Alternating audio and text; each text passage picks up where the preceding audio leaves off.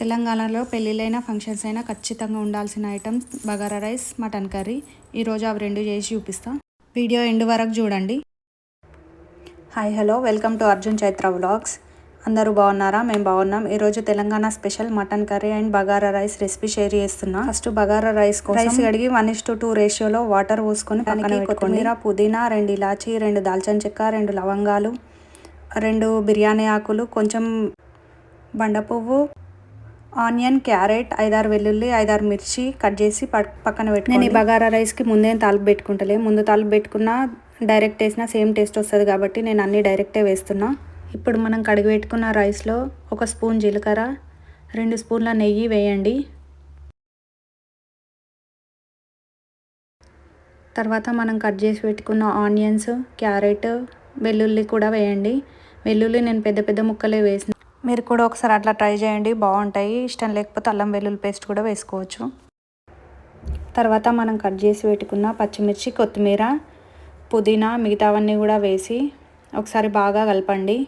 తర్వాత సాల్ట్, ధనియాల పొడి కూడా వేసి కలిపి రైస్ కుక్కర్లో పెట్టేసి రైస్ కుక్కర్ మూత పెట్టేయండి, ఆన్ చేసేయండి.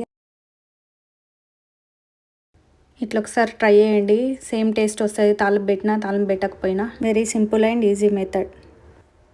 ఇప్పుడు మటన్ కర్రీ వేసుకుందాం. కేజీ మటన్ కోసం 2 పెద్ద ఆనియన్స్ తీసుకొని 1.5 పెద్దగా కట్ చేసుకున్నాను, 1/2 చిన్నగా కట్ చేసుకున్నా. తర్వాత కుక్కర్ పెట్టి కుక్కర్లో ఆయిల్ వేసి పెద్దగా కట్ చేసుకున్న ఆనియన్స్ వేసి బ్రౌన్ కలర్ వచ్చేంత వరకు ఫ్రై చేయండి. తర్వాత తీసి పక్కన పెట్టుకోండి.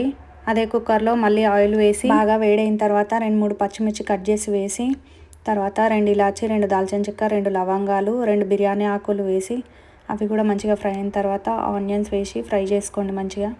ఆనియన్స్ మంచిగా ఫ్రై అయిన తర్వాత అల్లం వెల్లుల్లి పేస్ట్ వేసి దాన్ని కూడా మంచిగా ఫ్రై చేయండి. మంచిగా ఫ్రై అయిన తర్వాత పసుపు వేయండి. పసుపు కూడా మంచిగా ఫ్రై అయిన తర్వాత మటన్ వేయండి. అన్నీ ఒకసారి మంచిగా కలిపి కుక్కర్ మూత కాకుండా నార్మల్ మూత పెట్టండి ఒక 5 మినిట్స్.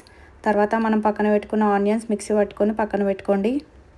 మటన్ నూనెలో 5 మినిట్స్ ఉడికిన తర్వాత ఉప్పు, కారం, ధనియాల పొడి కూడా వేసి మళ్ళీ ఒకసారి కలిపి ఒక 5 మినిట్స్ మళ్ళీ ఉంచండి.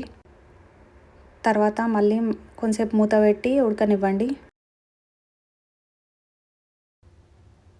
తర్వాత ఆనియన్ పేస్ట్ వేసి మళ్ళీ ఒక 5 మినిట్స్ ఉడకనిచ్చి వాటర్ పోసి కుక్కర్ మూత పెట్టేయండి. ఒక 4 విజిల్స్ వచ్చిన తర్వాత మూత ఓపెన్ చేసి కొత్తిమీర చల్లుకొని దించేసుకోవాలి. అంతే, మటన్ కర్రీ రెడీ. వేడి వేడి mutton curry, bagara rice super combination. మీకు ఈ వీడియో నచ్చితే లైక్ చేయండి, షేర్ చేయండి, సబ్స్క్రైబ్ చేసుకోండి. అర్జున్ చైత్ర వ్లాగ్స్.